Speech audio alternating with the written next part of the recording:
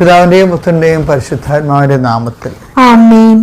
പ്രാർത്ഥിക്കുക. അമ്മേ പരിശുദ്ധമ്മേ, അമ്മേ പരിശുദ്ധമ്മേ, ദൈവമാതാവേ, കൃപാസനത്തിലൂടെ ഞങ്ങൾക്കും ഞങ്ങളുടെ ദേശത്തിനും അമ്മ മധ്യസ്ഥം തേടി തന്ന എല്ലാ അനുഗ്രഹങ്ങൾക്കും കൃപകൾക്കും ഞങ്ങളിപ്പോൾ ഹൃദയം നിറഞ്ഞ നന്ദി പറയുന്നു. അമ്മേ പരിശുദ്ധമ്മേ, അമ്മേ പരിശുദ്ധമ്മേ, ദൈവമാതാവേ, 2004 ഡിസംബർ 7-ാം തീയതി ഉച്ചകഴിഞ്ഞ് 2:30 കൃപാസനത്തിൽ സംഭവിച്ച അമ്മയുടെ പ്രത്യക്ഷപ്പെടലിനെ കുറിച്ച് തിരുസഭയ്ക്ക് സമർപ്പിച്ചിരിക്കുന്ന പഠനരേഖകളുടെ മേൽ സഭാത്മകമായ പഠനം ആരംഭിക്കുവാൻ ഞങ്ങൾ പ്രാർത്ഥിക്കുന്നു.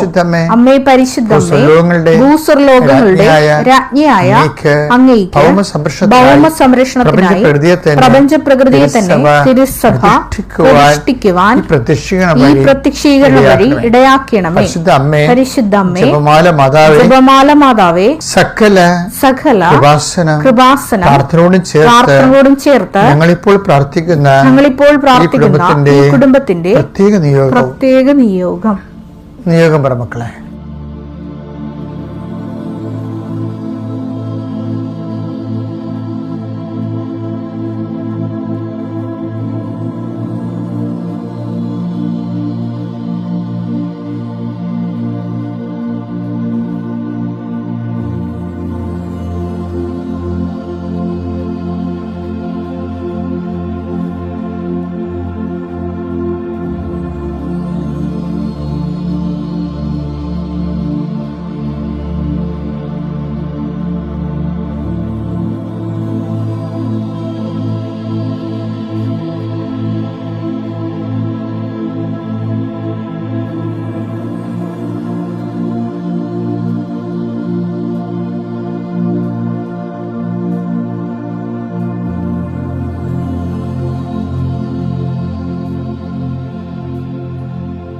അമ്മയുടെ പ്രത്യക്ഷീകരണത്തിന്റെ ഈ അനുഗ്രഹവേളയിൽ ഞങ്ങൾക്ക് സാധിച്ചു തരുവാൻ കനിയണമേ.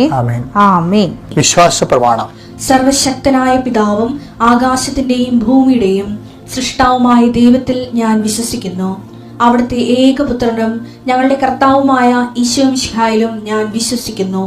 ഈ പുത്രൻ പരിശുദ്ധാത്മാവിനാൽ ഗർഭസ്ഥനായി കന്യകാമറിയത്തിൽ നിന്ന് പിറന്ന് പൊന്തിയോസ് പീലാത്തോസിന്റെ കാലത്ത് പീഡകൾ സഹിച്ച് കുരിശിൽ തറയ്ക്കപ്പെട്ട് മരിച്ച് അടക്കപ്പെട്ട് പാതാളങ്ങളിൽ ഇറങ്ങി മരിച്ചവരുടെ ഇടയിൽ നിന്ന് 3-ാം നാൾ ഉയർത്ത് സ്വർഗത്തിലേക്ക് എഴുന്നള്ളി സർവശക്തിയുള്ള പിതാവായ ദൈവത്തിന്റെ വലതുഭാഗത്തിരിക്കുന്നു.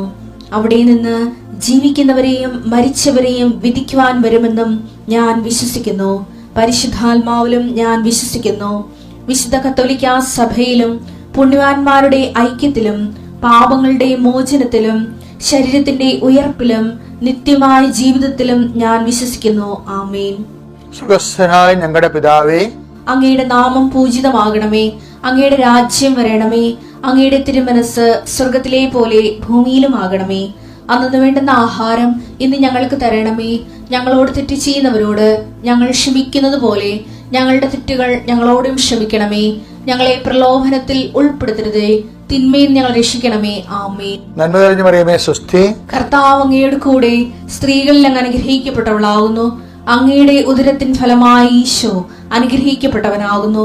പരിശുദ്ധ മറിയമേ, തമ്പുരാന്റെ അമ്മേ, പാപികളായ ഞങ്ങൾക്ക് വേണ്ടി ഇപ്പോഴും ഞങ്ങളുടെ മരണസമയത്തും തമ്പുരാനോട് അപേക്ഷിക്കണമേ. ആമേൻ. എൻ്റെ മക്കളെ, പ്രാർത്ഥനകള് എപ്പോഴും നിങ്ങള് ഇത്തിരി ഉറക്കച്ചടവാണെങ്കിലും രാവിലെ തന്നെ കൂടാൻ നോക്കണേ. നിങ്ങളുടെ ജീവിതം ഇതോടുകൂടി തുടങ്ങാൻ വേണ്ടിയാണ് ഞാനിത് ഇത്തിരി പാടുപെട്ടാണെങ്കിൽ ശുശ്രൂഷ ചെയ്യണത്. തന്നെയല്ല, കൃപാസ്ഥാനത്താറ് ജീവനോടെ പ്രത്യക്ഷപ്പെട്ട മാതാവിൻ്റെ പ്രത്യക്ഷീകരണം നിങ്ങളുടെ ദൈവം ഒരു അനുഭവ പ്രപഞ്ചമാണ് ശരിക്കും ഈ പ്രത്യക്ഷീകരണത്തിലൂടെ ജനങ്ങൾക്ക് തുറന്നു കൊടുത്തത്. അതിൽ നിങ്ങൾക്ക് അവകാശവും ഒക്കെയും കിട്ടാൻ വേണ്ടിയാണ് ഞങ്ങൾ ആ പ്രത്യക്ഷീകരണത്തിൻ്റെ പേരിൽ ഓരോ ശുശ്രൂഷകൾ ദൈവം ഞങ്ങളെ ഫലമേൽപ്പിക്കുന്നതും നിങ്ങളുമായിട്ട് പങ്കുവെക്കുന്നതും. അപ്പോൾ ആ ഒരു ബോധത്തിൽ വേണം നിങ്ങൾ കൃപാസനം ശുശ്രൂഷകളെ പങ്കെടുക്കാൻ.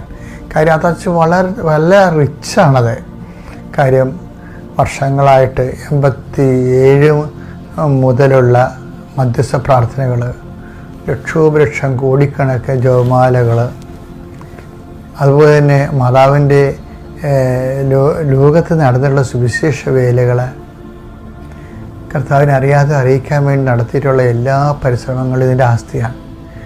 അതുപോലെ തന്നെയാണ് കൃപാസനത്തിലെ പ്രത്യക്ഷപ്പെട്ട പരിശുദ്ധ അമ്മയുടെ പ്രത്യക്ഷീകരണം.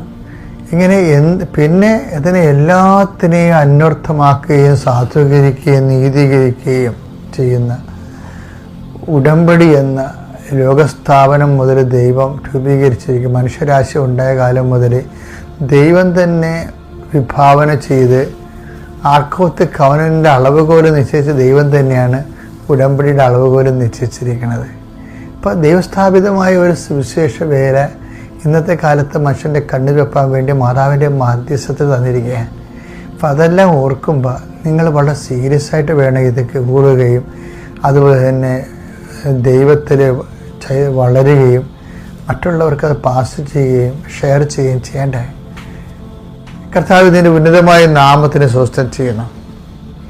കർത്താവിൻ്റെ വിശുദ്ധ പൗരോഹിത്യത്തെ മഹത്വപ്പെടുത്തണമേ.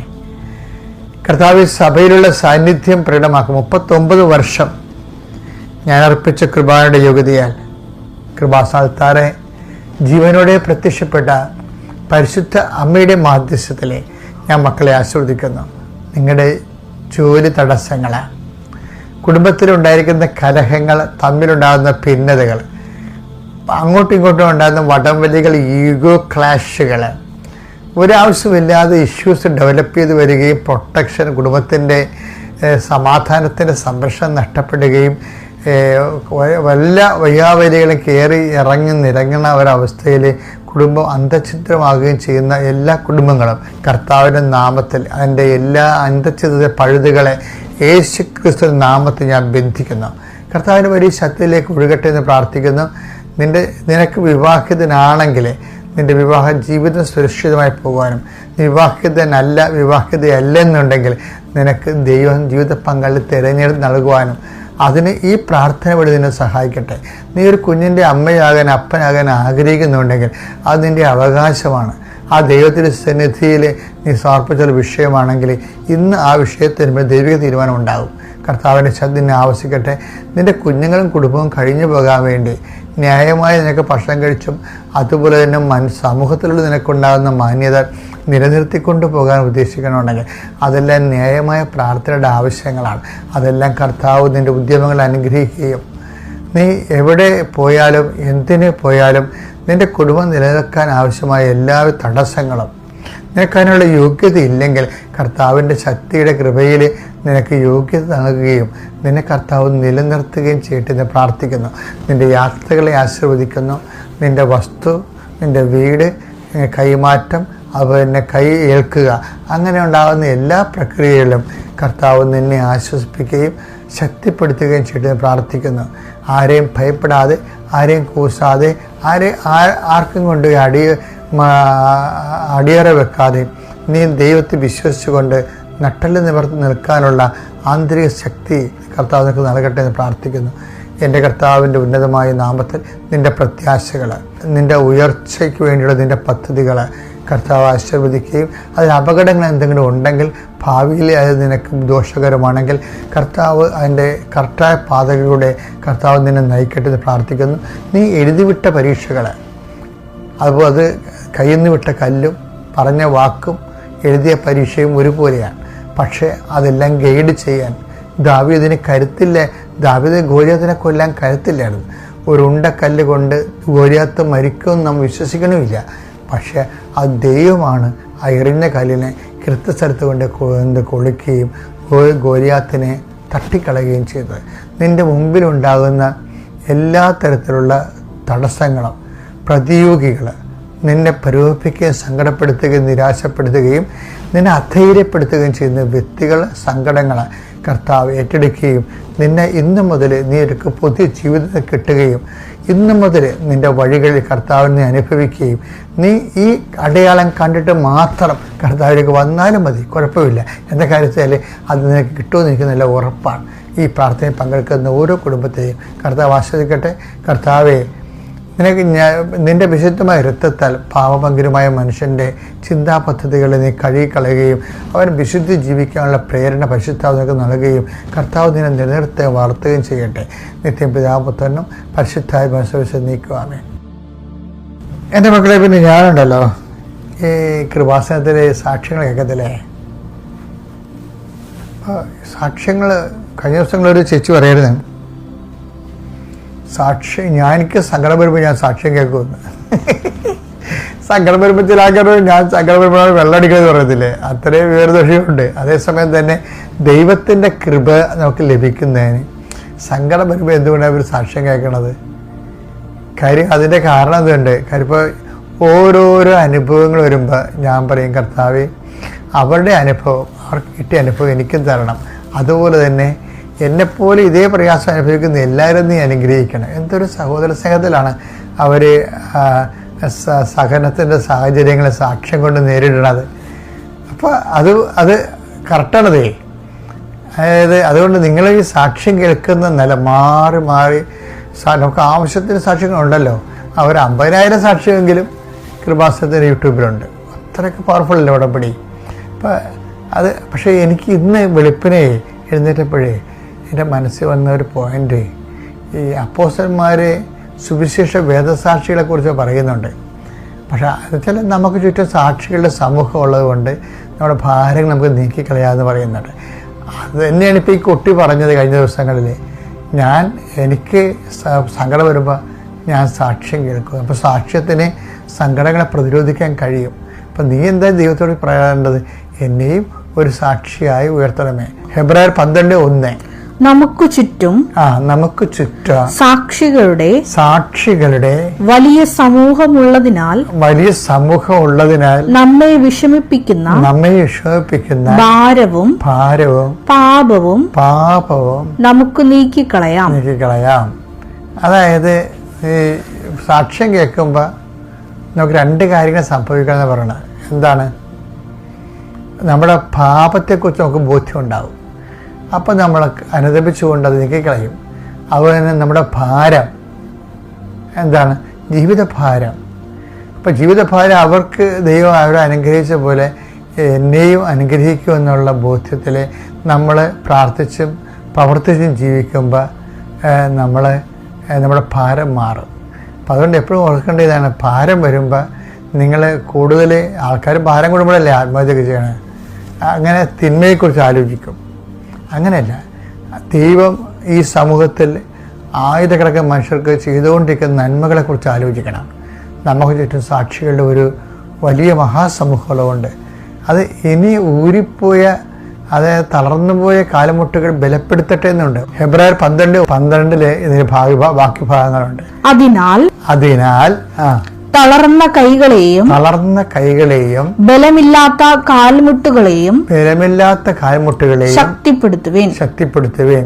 മുടന്തുള്ള പാദങ്ങൾ സന്ധി വിട്ട് ഇടറിപ്പോകാതെ സുഖപ്പെടാൻ തക്കവിധം അവയ്ക്ക് നേർവഴി ഒരുക്കുവിൻ.